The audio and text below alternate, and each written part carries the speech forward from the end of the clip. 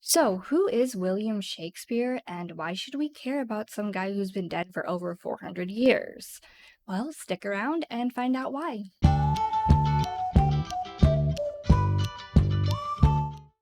Hey guys, it's Steph. Welcome back to Steph's Corner.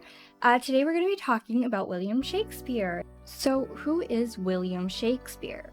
William Shakespeare was the son of a tanner and a lower-born aristocrat. He was born in the year 1564 to a tanner and the daughter of a minor aristocrat who was a farmer in the area.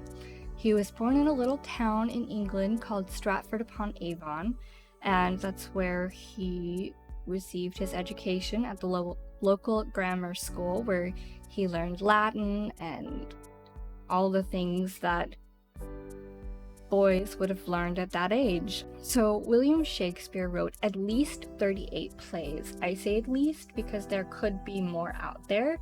We don't know.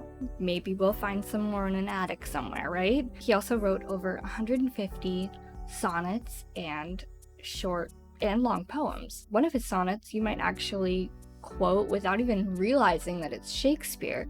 If you've ever heard or said, "Shall I compare thee to a summer's day?" then you were quoting or listening to Shakespeare's sonnet 18. And so that's just one of his many sonnets, just the most quoted sonnet. William Shakespeare is actually one of the most quoted authors in English behind the Bible. But hey, so not only did Shakespeare write so many plays and sonnets and poems, but he actually came up with quite a few phrases that we still say today. Have you ever heard "Jealousy is the green-eyed monster"? That was from his play Othello. Shakespeare also coined the term "send him packing," which he used in Henry IV. Also, if you've ever said "that's neither here nor there," Shakespeare wrote that down in Othello and the Merry Wives of Windsor. Another phrase that Shakespeare didn't coin, but he popularized it, is "mum's the word." So that was, not technically coined by Shakespeare, but he did lend his hand in popularizing the saying. So not only the sayings that he wrote follow us through time, but the plays that he wrote resonate through time as well, because he wrote themes that people can easily connect with and characters that people get to know and love and connect with. The themes in Shakespeare's play are love and betrayal and war and loss and tragedy, and these themes really hold up the test of time, and they help people, even in the modern day, connect to these characters and these plays that have been written hundreds and hundreds of years ago. And that's one thing that makes them so special, because we can feel King Lear's descent into madness, and we can feel Othello's betrayal when he thinks his wife is cheating on him. So that's just another reason why Shakespeare's plays are so special. Shakespeare's themes are so great, and his plays are so interesting that people have actually taken them and they've based movies and books and other plots around them. Like The Lion King is very, very loosely, I say this very loosely, based on Hamlet.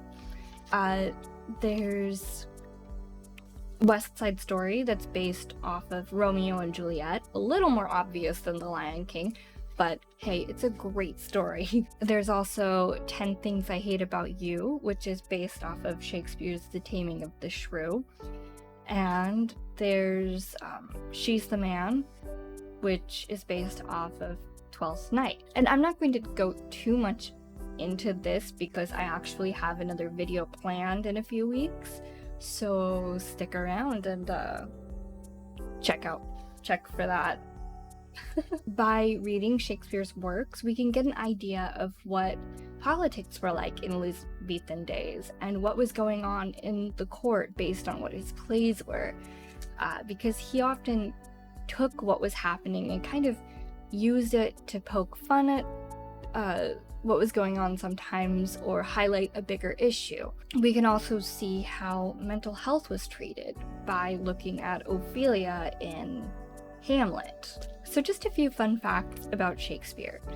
Shakespeare may have been well-read and well-written, but his children were likely illiterate. His 2 children that lived to adulthood were girls, and girls were not typically educated in those days, but one of his daughters could write her signature. Another interesting fact about Shakespeare is there is a period of time between 1585 and 1592 called the Lost Years. And they call them the Lost Years because nobody actually knows where Shakespeare was and what he was doing. So between the baptism of his twins, Hamnet and Judith in 1585, and when playwright Robert Greene put out a pamphlet denouncing Shakespeare as an upstart cow in 1592, I'm sorry, I'm getting my dates. There's no record of Shakespeare. Scholars don't know where he was, they don't know what he did. They do have theories though. Some of the theories were that he became a school teacher, or he practiced law, or studied law, not practiced.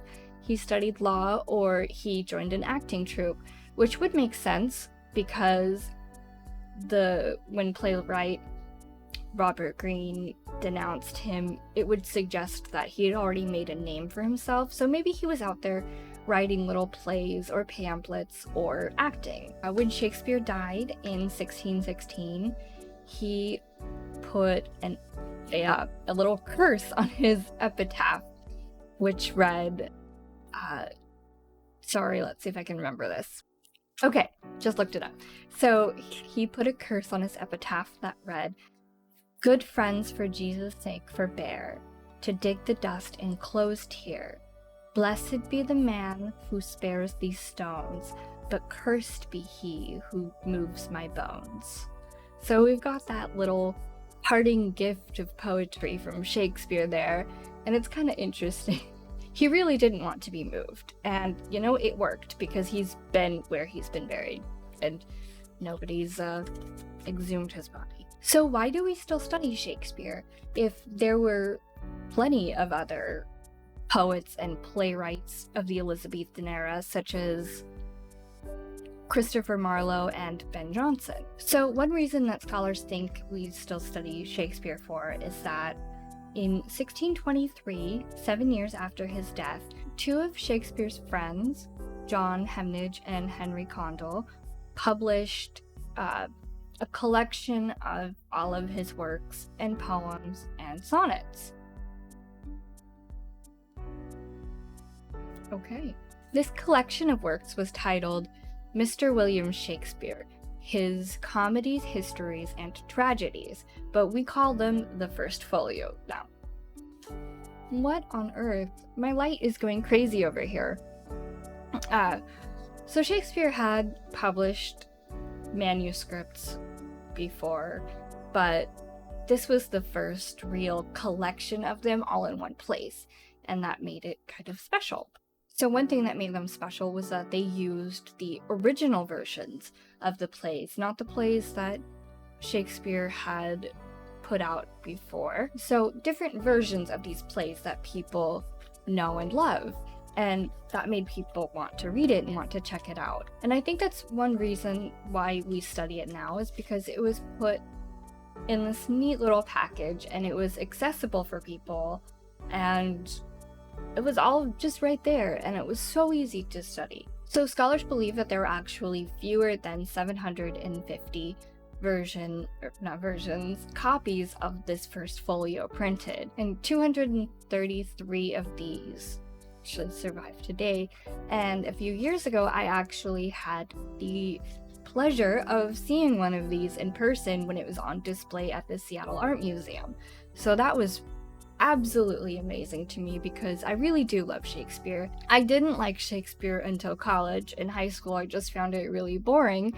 But in college, I found a teacher to kind of break it down. And maybe that'll be something that I do to try to make it seem more interesting, because I know a lot of people get kind of intimidated by Shakespeare because the Elizabethan era way of speaking English, and it can be kind of hard to decode sometimes. Once you do decode it, it really is interesting, and the stories that he tells are really timeless. Thank you so much for joining me today, and stay tuned next week because I've got another little special video for you guys. Bye!